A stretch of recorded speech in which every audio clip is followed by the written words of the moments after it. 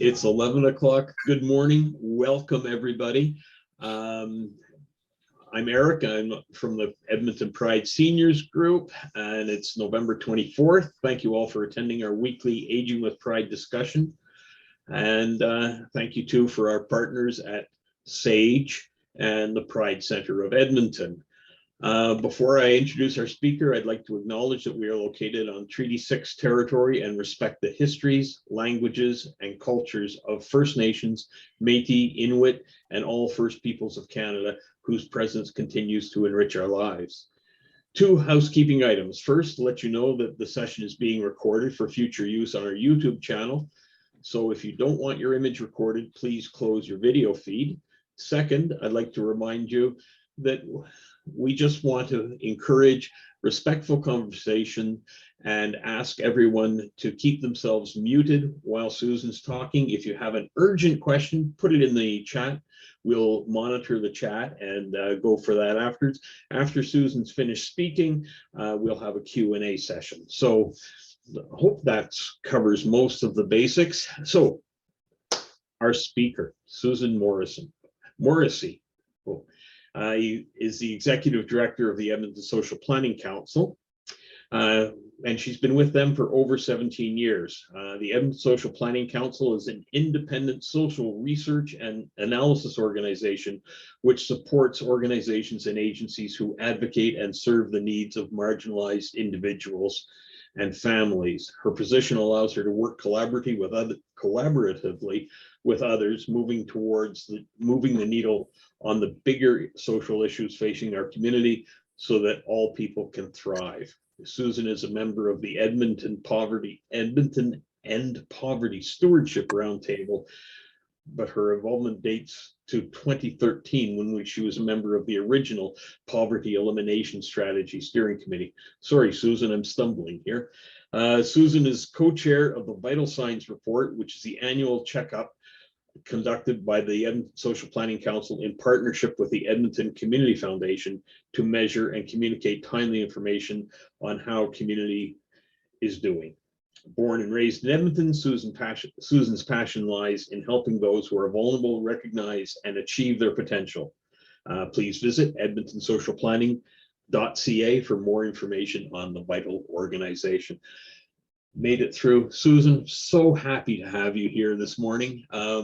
Please go ahead. Well, first of all, thank you very, very much, Eric, for inviting me to come and speak today and tell you about an organization that I've been with for a number of years and I'm very passionate about. I suspect that there might be the odd person on the call here that maybe does know a little bit about the Social Planning Council. It's been around for a very long time, over 80 years, but I also suspect that there are some people that this might be new to them. So I really welcome the opportunity to come and share with you a little bit about the work that we do within this community. So thank you again. I do have a slide presentation that I'm going to share my screen now for and go through. And then, as Eric said, I'd be happy to take questions. Probably more so, let's get into a bit of a dialogue afterwards. I like dialogues versus just straight questions and answers, but I really hope we can have some good dialogue after. So I will share my screen. And let me know if everyone can see it. Yep. Perfect. Thumbs up. Okay. So because I have two screens here, I'm going to be referring and looking back and forth. So I hope I don't get anybody dizzy or make anybody sick by doing that, but I'm just going to go back and forth. So yes, so we are the Edmonton Social Planning Council, and this is the presentation I'm doing for you today. Now, where is my button? Here we go. And it's not working. Here I thought I had it all set up. There we go. Okay. So as Eric had said, we are an independent, nonprofit, nonpartisan social research organization.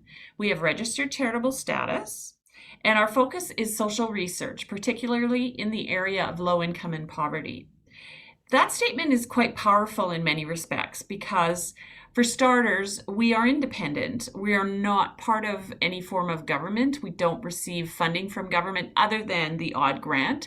But oftentimes people confuse us and think, because of our name, oftentimes they confuse us and they think, oh, they must be a branch of the city of Edmonton or have some sort of relation. But we're not. We are independent.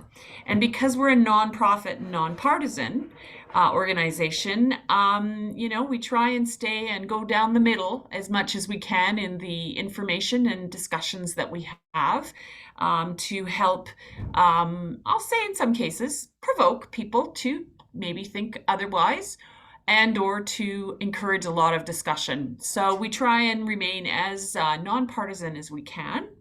And in terms of registered charitable status, because we are a nonprofit, we are able to accept donations, and we have an endowment fund, and we are able to give tax receipts for that.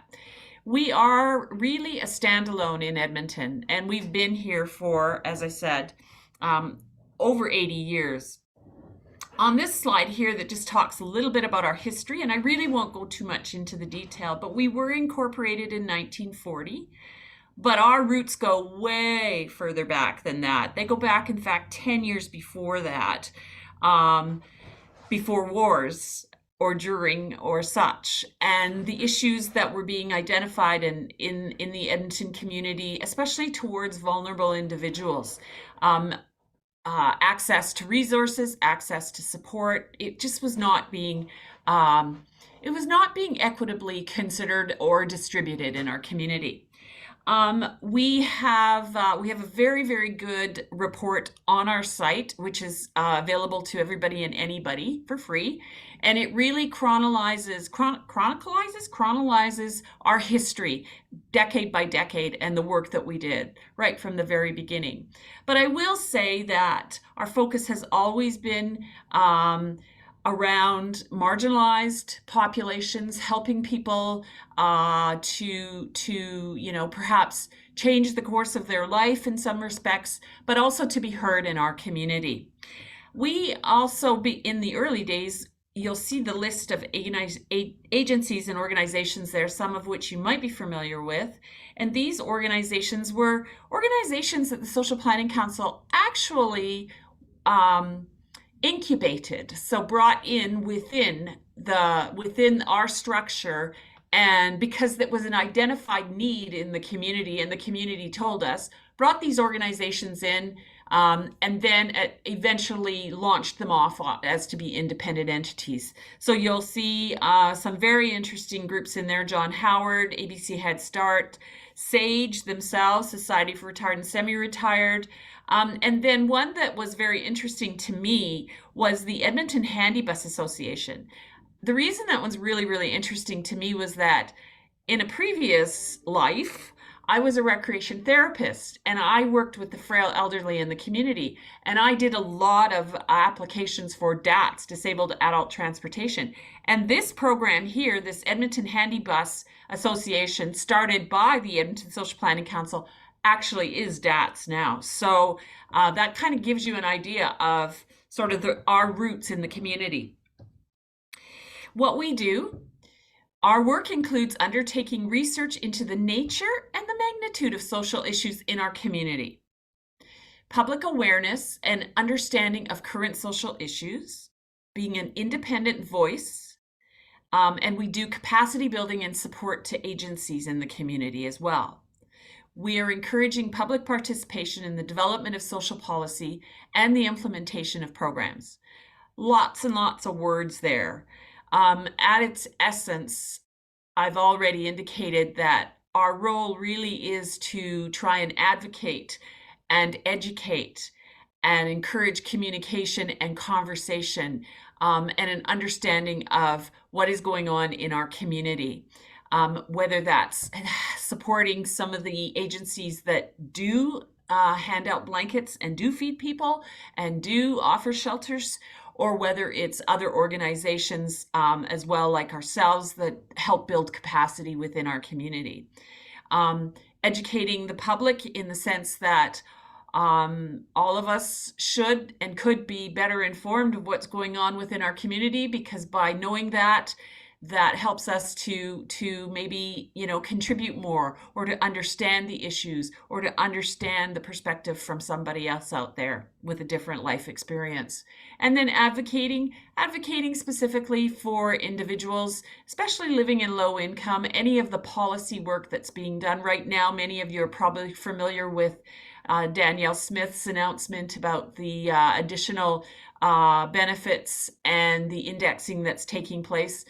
I've been living that for the last 2 days and going through, and we've been writing pieces and information about that and advocating for that. So again, it's all of that together that the council's involved in. So again, a little bit more about our work. And so a lot of our work primarily is around research. We do some community-based research where we actually engage with people in the community with perhaps lived experience, do some focus groups, find out how people are feeling or what they're experiencing with regards to a particular issue. And then what we would do is take that information, as well as literature review information and anything else sort of associated with the topic, package it together in the form of a report, and then we do a lot of presentations. A lot of our presentations may be to students, to academics, to from time to time to people, to orders of government and decision makers in that. So that's probably the biggest part that the Social Planning Council does. A lot of times also we are maybe not doing direct social research, but what we're doing is we're gathering data. So StatsCan will be a huge source for us that we would go to and get information, understand the data, the statistical information, understand how it impacts people living in low income perhaps, or other marginalized groups, and then we would put together a report and make some recommendations. We also do fact sheets. We do a Community Matters news, quarterly newsletter. Used to be called The Factivist, but we have renamed it. And we're doing some really cool work in that one, in the sense that what we're trying to do is we're trying to identify some of the social issues impacting people in our community, but we're trying to take it from the lens of the intersectionality of those issues. And so we invite our volunteers to write, we invite contributions from other social agencies, and then our staff also are involved in writing. It's really open to as many as possible, and then we share that information as widely as we can. Again, presentations and focus groups, and I've talked about advocacy. And if you can, I did not specifically speak about vital signs. We're just about to do our launch, which is actually coming on December 1st, of our vital signs project, which we do in partnership with the Edmonton Community Foundation. This year's topic is on systemic racism in Edmonton. So if you're interested in finding out more about how to go to the launch or to listen, whether in person or to listen, our website has information about that, and you can certainly sign up. I also want to talk about vital signs from another perspective. It's pretty hard to see on this slide, but right here is a very small picture of a particular vital signs report we did a few years ago that looked at sexual identity in Edmonton. Again, we decided to focus in during the course of that year on a number of issues and on a topic around equity, and that was one of the ones that we chose to do. Now, when I say we chose to do it, the topic came from within both organizations as something that we felt was very, very important and timely, and that we needed to educate the community about it. But what really honestly happened within there, or more so what happened in there, is that we then go out and get experts in the field who then become part of our advisory committee and advise us on the content in that. So again, if you go and have a look at that one in particular, you'll be able to see who some of the experts were that were around the table that were helping to advise us on, were we getting this right or were we not? Who were some of the people that should be sitting on there? Is the messaging correct in that? So I just wanted to bring that up in particular. We do an awful lot of committee and collaboration work within our community. And this slide really just provides you with a bit of an idea of some of the networks that we're involved in, whether it's with the Alberta Basic Income Network or the Alberta Living Wage Network, Northeast Community Resource Circle, Homeward Trust, the United Way itself, and Poverty Edmonton, and the list goes on.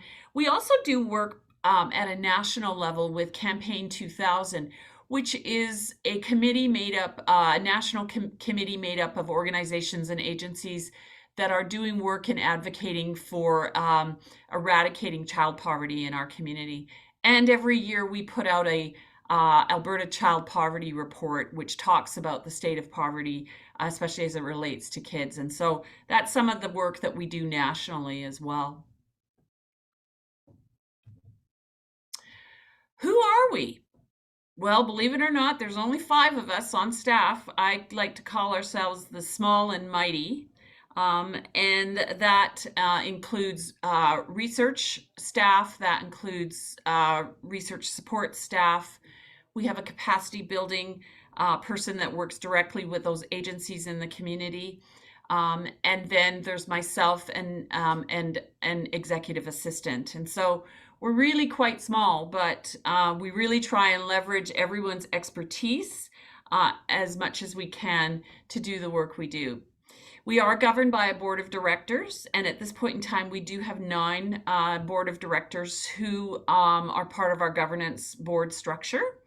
And they not only set the overall vision for the organization, they work very closely with myself in the operations, moving the operations forward so that we can reach the goal that we have and our vision out there.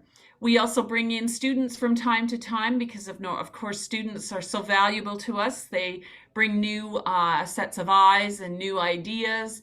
And it's also our opportunity to give back to the students themselves by being able to mentor them or provide them with practicum placements.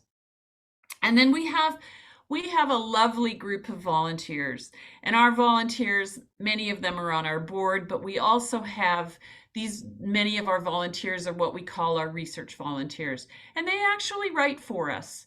They may be writing blog posts about an issue and something that's of interest to them in particular. So this gives them an opportunity to have a little bit of voice to their work, but also to share that widely within our within the network and on our website and social.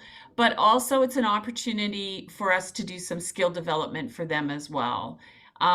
Previously, I'm not sure exactly how many of our volunteers now actually are new Canadians, but there was a time when a number of our volunteers that were with us, who were writing for us, were actually new Canadians, and they were able to get some Canadian experience and get some writing in so that when they were starting to look for jobs, Canadian jobs, they actually had something under their belt. And so we're very, very proud of the fact that we've been able to support those individuals, but also what volunteers give back to us in terms of the writing, in terms of their insight, in terms of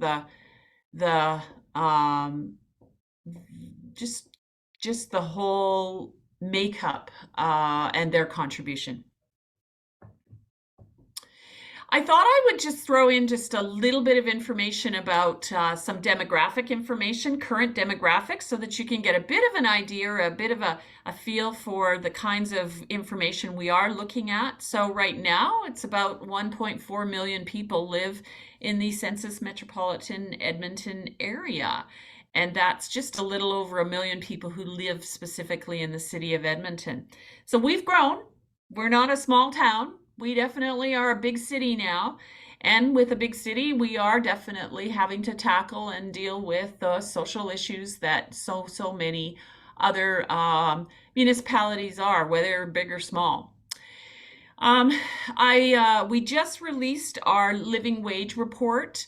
Again, our website has it if you're interested in finding out more. But the living wage right now in Edmonton is $21.40 an hour, which has gone up quite significantly over the last few years. Again, the living wage itself is a calculation that we do. You can find out more about what living wage means by going to our website, but and you can also dive in if you really want to how we do the calculation. But a living wage is what it realistically takes for someone to live in Edmonton, the kind of wage they need to live a very modest life. We're not talking about extravagant holidays. We're not talking about fancy cars or anything like that. But that's really the benchmark of what we've done through doing some very detailed calculations and looking at some data that it takes someone to live, to make in order to live here. And that's a number that we have used 3 different scenarios. So a family of 4 with 2 children, a family, a 1-child parent, and then we've also used an individual. And then what we've done is we've taken the averaging of all that to be able to come to that number. And if you can go to our website, or you can go to the Alberta Living Wage Network website, and you can see what the living wage is in various communities around in Alberta, as high as over $32 an hour in Canmore to around 17 something in Grand Prairie, I think it is. Ooh, I could be confusing my towns. At any rate, the whole point behind this is that we're trying to really encourage employers to become living wage employers, because if you're paying people what they need to make in order to have a modest life, then they're able to go to work. They're able to participate in their community. They are able to feed their children. They're able to do what it takes to be able to be an active participant in the community. The other one that I just wanted to highlight here is the minimum wage. And you can see that there's quite a big disparity between what the minimum wage is versus what the living wage is. The minimum wage in Alberta is $15 an hour, which, by the way, back a few years ago, we were strongly advocating and writing papers and speaking to elected officials and making presentations to raise the minimum wage to $15 an hour. And there is a differential rate of $13 an hour for those who are under the age of 18. I want to share with you just one thing, because a lot of times some people actually come back and say, yeah, but the people that are making $15 an hour, they're really just youth and kids living at home, right? And I can honestly tell you that that's not the case. Pulling from a different document, approximately 45% of people who are making minimum wage in Alberta have children.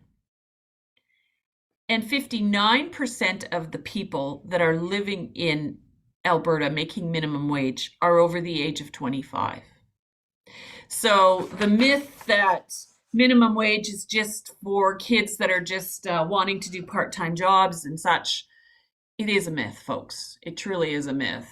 And that there are a lot of people in our community right now that are trying to raise their families as best they can on $15 an hour, and in many cases may not have benefits. So that's why we are really, really advocating for the living wage. I also thought you might find it really interesting that another pressure point that I know everyone is hearing so much about right now, especially with regards to our economy and with regards to cost of living, is that Food Banks Canada puts out an annual hunger count report. And in March, there was an increase of 34% from a year ago that resulted in more than 1 Albertans using the food bank. So over 1 year, a 34% increase in the number of Albertans who are now having to use food banks, up to 156,000. And I also spoke with Marjorie Benz at the food bank herself here in Edmonton, and she has indicated to me that the food bank is serving between 30,000 and 35,000 people each month in the form of hampers, and that has doubled since the summer of 2020. Significant issues and significant concerns we have in our community. So where do I find some of this information? I thought you might be interested in knowing about a tool that we have on our website called the Social Wellbeing Tracker tool. And it tracks a number of what we call proxies, or a number of data points and indicators, which really then gives you a bit of an insight as to how well people are doing in Edmonton versus not. It also allows you to trend information and over a course of a period of time. Some of you might remember an older report that we used to put out, which was called Tracking the Trends. And Tracking the Trends was an incredible piece of work that we would do. It would take us about 9 months to, in fact, prepare. We would go out, we would find all the data that we could, mostly through StatsCan, but also in other forms. And we would then take it and publish it and put it into a report where we had data tables in there, so that if you were someone who really wanted to dig in the detail, you could look at statistical data regarding a certain issue year over year, the number of people accessing emergency room, the number of teen pregnancies, the number of people who are homeless, just to give you an idea. And then you could also look at our explanation as to what this means. Trending up, trending down, positive, negative. A lot of people looked at that report. Well, we decided to take that report and make it into something a little more functional, especially now that a lot of people are using electronic means, and also to be able to allow people to look at the tool, to go to our tracker tool and look up data points for numerous things. So there's over 75, I believe, data points we have on there, and the information is being continuously updated as more information is available. So what we're trying to do is we're trying to give people really good quality updated data and access and information about things, about social issues and how things are changing. We've just it could be someone who's just interested in finding something out. They've got an interest, they go to it.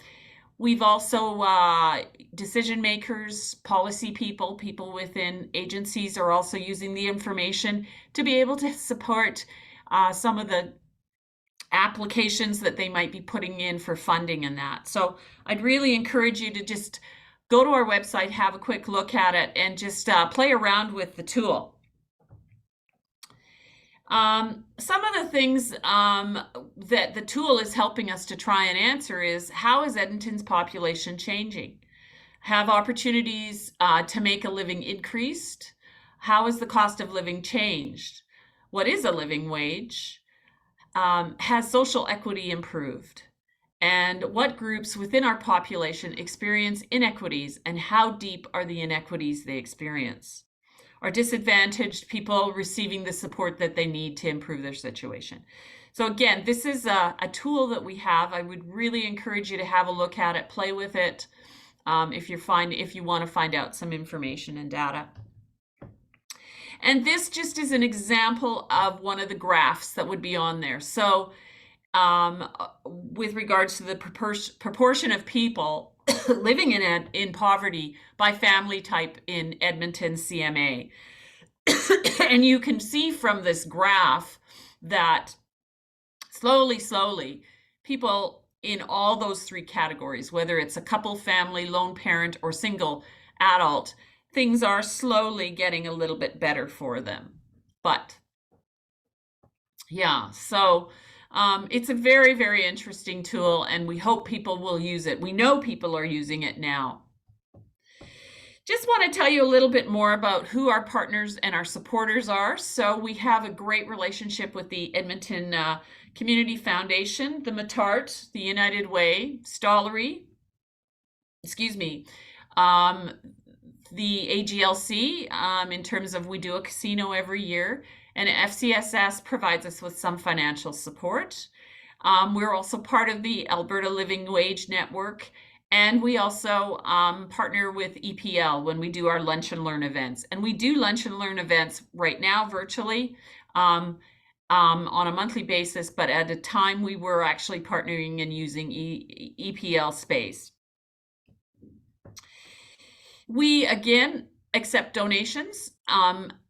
As I said, nonprofit organizations. So we really do rely on people contributing, and we have not a bad group of individuals who contribute on a regular basis to us, and a lot of one-time donations as well to be able to keep us going and keep our work out there.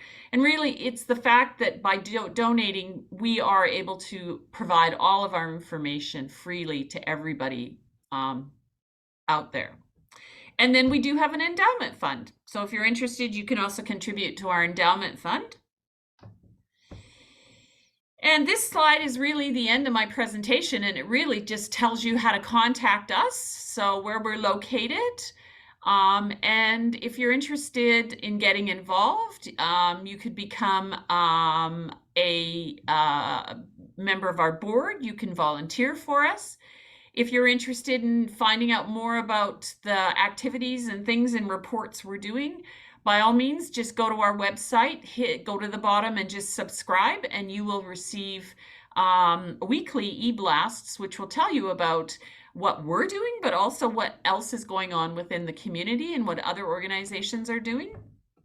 And I think this might be my last slide. It is. So there you go. I did not time that, but I actually did get it in within half an hour. So I know I went through a lot of things really quickly, folks, and I apologize for that. I'm never totally sure. I mean, I could talk about my organization for a very long time, but I think at this point in time, I'll just turn it back. I'll stop sharing my screen, turn it back to Eric and the group, and open up for any kind of not just questions, but any kind of discussion, because I'm always very interested in hearing from others, their perspectives and how they feel about what's going on in our community. Roy, I see you have a question. If you'd like to unmute and ask Susan. Yes, good morning and thank you. I'm just wondering if City Council actively seeks out your opinion, your surveys, because I noticed in yesterday's news, as an example, the homelessness and the looking at providing millions of dollars for some accommodations for that group. Have they actually sought you out, looked at what options there are, and are you an active partner with the city? Yeah, you know what? Thank you, Roy, for mentioning that. Because maybe that's something I need to make a little clearer in my slide presentation, but we do, and we are involved with City Council. We are involved in the sense that sometimes we are, someone from a councillor's office makes direct contact with us and says, you know what? I'm having these questions coming at me and I would like to have a better understanding, and can you provide me with more information? I've even done briefing notes to city councillors, even though we don't work for the city. I've even done briefing notes to city councillors from time to time on information. The other side of that relationship is that because the nature of what we do and what our mission is that when we see things that are not going the way we feel they should be going, we speak out. So a lot of times that might be, well, right now I'm involved with this, with State of Immigration and Settlement on our second year, looking at about looking at new Canadians coming in and what we should be doing as a city to both welcome them, but also help them to feel involved and get engaged and help them with things. And so sometimes I'm speaking to council specifically on a particular issue through some of that work. And then at other times, we may actually ourselves speak out through media or whatever. I just did something with regards to media, an op-ed with regards to the decision that the city made to not go ahead and to continue to pause on doing a census, an Edmonton census. They stopped doing Edmonton census in 2019 and started to rely just on the StatsCan census. And they did that for budget purposes. And we feel that they should not be doing that. We feel that they should be we should have our own census. And so we actually spoke out through op-ed and through media, telling the city that we really think you should be reconsidering the decision you've gone there. The other way that we are engaged in, a lot of city staff use our work. A lot of them do. So there's a number of ways. I hope I've answered your question. Good. But I think that there might be a better way for me to somehow incorporate that into my slides. So thank you. Thanks, Susan. We'll go to Joan next, and after that, Larry. Joan and Larry. Hi, Susan. Oh, you guys are awesome. I'm just curious, I often think that poverty is the real root cause of so many things. I mean, we can peel back the onion, but and I know that your graphs are very up to date and whatnot, but in your opinion, do you think that the poverty issue is getting better in our wonderful society, or is it kind of going backwards? And also, I'd be curious to know a little bit more of your opinion on the Danielle Smith offerings that we just recently heard, if you wouldn't mind. Okay. Wow, loaded. Let me start just with regards to the work we're doing around poverty. So I've been involved with the organization. I'm into my 17th year with the Social Planning Council. And when I came on, I was so green. I just, someone would ask me, the word food security came out, and I said, well, what's food security? You go to the grocery store and you just buy your groceries, right? Well, that's not what it is at all, is it? Right? Food security is about, do people actually have food to feed their children and a roof over their head that they can afford, and they don't have to make choices with regards to whether my kids are eating meat this month or not, or I'm skipping medication in that. And so, so over that period of time, I've definitely had an opportunity to look, to watch, and to be involved in a lot of initiatives in our community to try to eradicate poverty or address the issues. And so my answer to you with regards to that is we have made some gains in certain areas, I would say. I would say that we are starting to make a bit more of a gain when it comes to affordable housing. Affordable housing, that was another huge area for me to learn about because I knew nothing about it, right?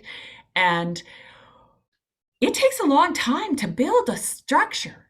It's not something you can just, well, I suppose you could just throw it up, but it's not worth much, right? And so over all those years when there was, from the feds, not investing in maintaining affordable housing stock or even new stock, we're now playing a real significant catch up to that. And so from that perspective, I have seen some gains in that area. I think, but have we housed everyone? Absolutely not. Mm-hmm. When we talk about things like income support, and we talk about the government, and this may or may not sort of go into the next part of your question about Danielle Smith's decision to, our Premier's decision to now provide some relief for our community. People who are on AISH, people who are receiving income support, seniors, people on PDD who are receiving benefits. I'm really pleased that those individuals are now going to be getting their benefits indexed. That's good. the opposite of that, though, is that in 2019, the UCP government put a pause on all of that. And so there's from 2019 to 2022, and we weren't even in a position where our housing or our food prices are as high as they are now. But there is such a big gap there. I'm thankful and grateful that they are going to index now. But what about that period of time, those years, and how people had to struggle and are still struggling? So, Joan, I don't have a simple answer. Poverty is complicated. I think we've done some incredibly great work and over the years, but we're in a dynamic world and things continue to change. Don't know if I've answered your question, but that, from that perspective, on my comments with regards to the recent decision about the money coming forward, I'm grateful and happy that that's coming forward. I'm not an economist. If you talk to economists, they tell you that maybe you should go a different route instead of necessarily just putting money into people's hands. Maybe for all of us, you should be really trying to lower costs to address that. But I am glad that the government has recognized and is indexing for those benefit areas, because we have fought really hard over all these years to try and convince them about how much of a struggle it's been for these folks. Right. Thank you. Thank you, Susan. You're welcome. Larry. Thank you, Susan, very much for your talk, and thank you for your organization's marriage of valid information, of data with compassion, a necessary union. My question is specifically about the GLBT community. I think we're often perceived, even in where there is data, as being monolithic, and we are very far from that. And my question to you is, well, let's take, for example, the trans community in many respects has the same sort of social issues that the gay male community, at least which I know, would have had 40 or 50 years ago. And in your research, are you, shall I say, sort of focusing on different groups within the community?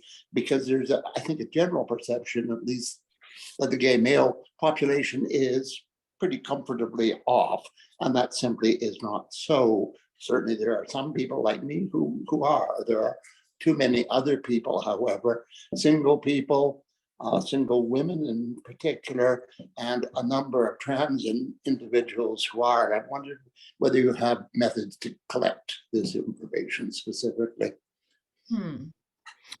So I'm not totally sure, Larry, I understand the question, but let me just give it a shot. So our work,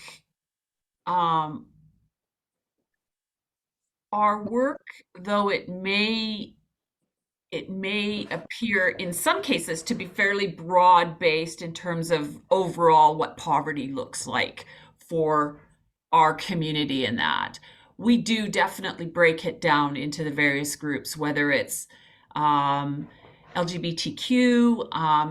whether it's women. We do some work, research work around domestic violence and what's going on there, whether it's youth, seniors. Don't do an awful lot of work around seniors, which is kind of surprising because my past life was working with seniors, but we do. And then New Canadians for sure, and children. And so from that perspective, and we really want to try and tell the story, and when I say story, talk about the issues that are impacting real people at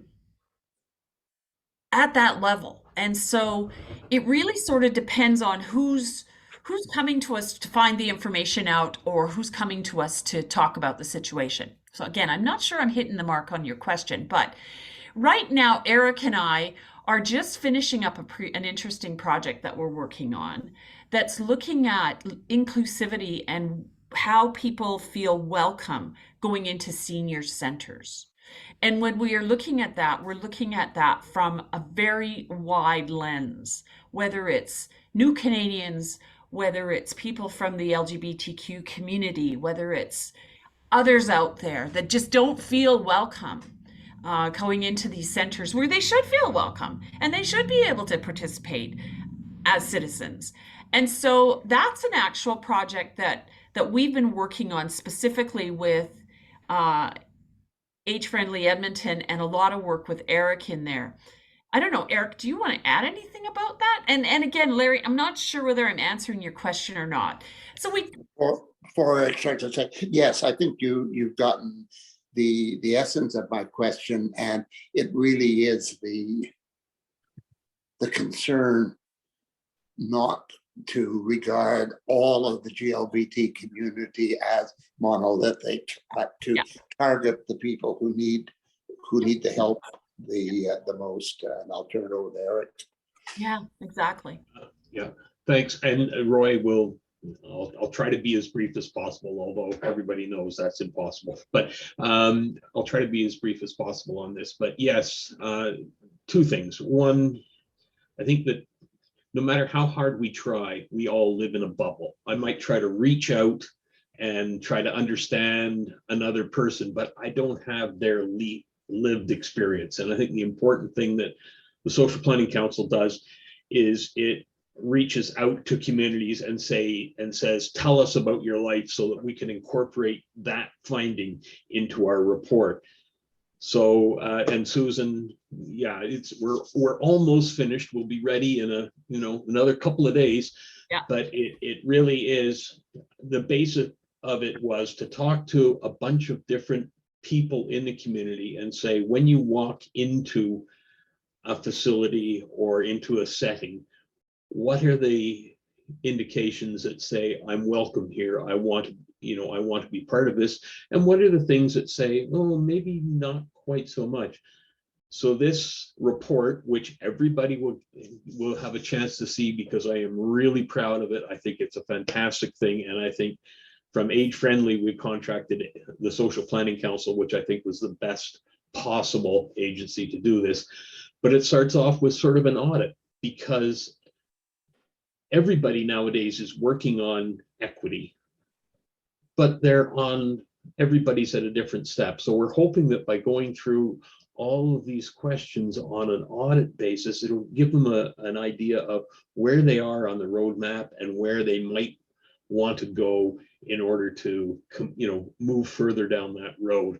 So that's about all I'll say about that report right now. But as I said, when we talked about this at Age-Friendly, I said the Social Planning Council is who we need to talk to and ask them to do this research on our behalf, and it was extensive. I'll shut up now. Roy, please go ahead. Thank you. I have one other question, and that is that the city is undertaking a new or revision of zoning bylaws, and I'm wondering if you're actively involved in that. I note specifically because I was heavily involved in 2021 with crematoriums being proposed in my community, being Prince Rupert, that what they have outlined in the draft is insufficient as far as our community is concerned. And is that a role that you're actively looking at? Is that something that you're having input in, or are you not involved at all? Good question. And I'll be absolutely up front with you and say that we're not right now involved in it. I'm only finding out a little bit more about this. We lost a very keen staff person who actually had quite a bit of expertise in that. Lost him because he retired. He didn't die, he retired, which is a good thing. But he really understood the whole bylaw and zoning in the 2000s, like 2014, 15. We were very much involved in some of the dialogue and discussions there, but we have not been involved very much of late in this. And in fact, I was reading this morning about the zoning and bylaws. So we need to do some more work and look at that file again and see whether we need to try and figure out how to reintroduce us back into the dialogue and discussion around that. It's very important. When the moratorium came down many, many years ago, around Macaulay neighborhood and that, don't put any more social serving sector agencies in our community. We were very actively involved in discussions and in some of the work there. So, but right now we're not that actively involved. I do have a new gentleman that actually has a little bit more, and we're starting to steer him in the direction of housing a little more. So that definitely is something we want to look at. Yeah. Well, if you have time, page 198 of the proposed draft talks about crematoriums that we feel is inadequate. So just put that in your back burner and have a look at that. Distance proposal from residential to crematoriums is inadequate in today's standard. It's not meeting the standards of other provinces, and the city is essentially doing a song and dance to try to appease people, but not really working on the problem itself. So I won't go into further, but thank you. No, and thank you very much for that. I know that we had a reach out, and we are going to be doing some work around another thing related to housing in terms of the good neighbor agreements that there are some agencies out there that are really quite upset about the fact that if you're a private developer, you do not have to come up with an emergency plan to be able to deal with potentially issues if you're developing in a neighborhood. But if you are a social service agency, you do have to go through and do all of that. And there's a bit of an assumption being made by some that it is actually quite discriminatory in some respects towards people maybe that are coming off the streets, that are low income, and making some assumptions around the fact that, well, we know that normally they're bad people, so you guys have to make sure that you have a really good plan in place to deal with the emergencies and to deal with the issues that are potentially going to come. That's me paraphrasing it, but quite frankly, there does seem to be something that just is a little wonky there. So we're looking to do some work with this particular agency and look at what other jurisdictions are doing around these kinds of good neighbor agreements and find out, and hopefully be able to have this presented to council so that they're aware that there are other ways to address this. So perfect. The deadline just so you know, the deadline of that review is December the 18th. So if that if we are able to work with that. Yes. Are you actively involved with your community, and are you guys doing any kind of public submission? Will there be public presentations and any public submissions? We have done so. Initially in 2021, we sat at the table for the review of the bylaws itself before the draft was presented. Good. And we're now providing comments as well on the proposal. Good, perfect, good to hear. Thank you. And so Michael Fair knows all of us very well, and we all know that Michael Fair has got a way of telling people that they've been volunteered to do stuff without too much thought. And so I don't want to put anybody on the spot, but it sounds as though somebody here has got a really good knowledge of bylaws and community involvement. And if they were looking for a volunteer position at a place such as the Social Planning Council, maybe that might be something that they might consider. Roy, I was really impressed. It sounds as though you know this material very, very well. So that's one of the things, the joys of this community is we always find out that there are a lot of people with other capabilities and a lot of knowledge about the community. So Roy, if you consider volunteering, that's a put it out there. Hey, Eric, thank you so much for the plug. Absolutely, Roy. We'd love to have you come and volunteer with us. No, it's yeah. Well, and just on that note, Some of our research volunteers, it is all virtual, right? We all use computers and we write things up and flip it off to someone else and they review it and then it gets packaged and put on our website or social media and that sort of thing. But there's lots of flexibility in that. And if you do really have a passion for something and you want to write about it, I mean, it still has to fall within our organization's mission and vision in that. But we welcome lots and lots of that. We welcome one-offs. We welcome people wanting to take on more of a role, like a volunteer that wants to do more work. So if any of you are encouraged to want to do anything like that, by all means, either reach out to me directly or even through Eric. He can find me. He knows how to find me. And if you are, because it's an opportunity also to speak out, but also to educate the community about what's going on. So yeah, so thanks for the shout out. Listen, it's 4 minutes to 12 and we are dedicated to trying to keep online here and off promptly at 12. Just very quickly, that's how I got to know Susan years ago, was by attending a presentation and asking some questions about the research that they had done and so on. So it's for anybody who feels that they might be able to contribute or ask some questions that might prompt further research, please do reach out to Susan or reach out to me and I can certainly pass the information along. Susan, as we're almost done, first of all, thank you so much for appearing today and sharing so much knowledge with us. And I'm just wondering if you do have any final comments that you would like to wrap up in the next 2 or 3 minutes. Sure. Well, first of all, thank you all very much. I could talk and talk and talk and talk, and there has to be a start and a stop for me. So thank you very much for this opportunity. And if you think of other groups that might be really interested in hearing me speak about the Social Planning Council, again, I would be so happy to have those connections made for me. And then I would speak to them, because really it is about sharing as much as we can within our community about the work that the Social Planning Council does. One of my staff the other day said something to me and said, someone asked me, I said to me, you work at Social Planning Council. She says, I didn't even know it was still around. And I often joke and say, I always get 3 questions when I tell people I work for the Social Planning Council. I get 3 responses. The first response is, oh my gosh, I can't believe it's still around.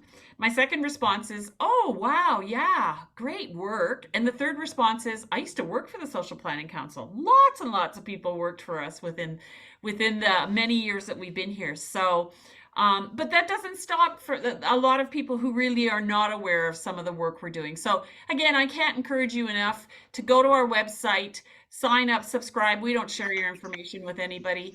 If you're interested or think you might want to volunteer for us, do so. If you would like to make a financial contribution and donation to us, we are very happy to receive those as well in order to keep our operations going. And the last thing I have to say is that we're right now doing our United Way bake sale, and I am wearing my Christmas shirt. And if any of you are in Edmonton and want to come racing down here before 2 o'clock and help support us with our United Way bake sale, we would love to have you come down here for that. So thank you very, very much again for this opportunity. And it was really great to be able to meet all of you and to take your questions and to have this discussion. Thank you very much, Susan, and thank you all of you for attending today. I hope that you'll join us next week. We have Ashley Smith, who will be talking about the Rainbow Resource Center in Winnipeg. Always nice to find out what's happening in other cities and see if there's some synergy that we can work out there. So please do join us next week. As always, if you have any questions, you can contact us at agingwithprideyeg@gmail.com. Thank you again for attending. Again, can't thank Susan enough for her presentation today. Have a good week, everybody, and hopefully we'll see you next Thursday to hear Ashley. Take care, everyone.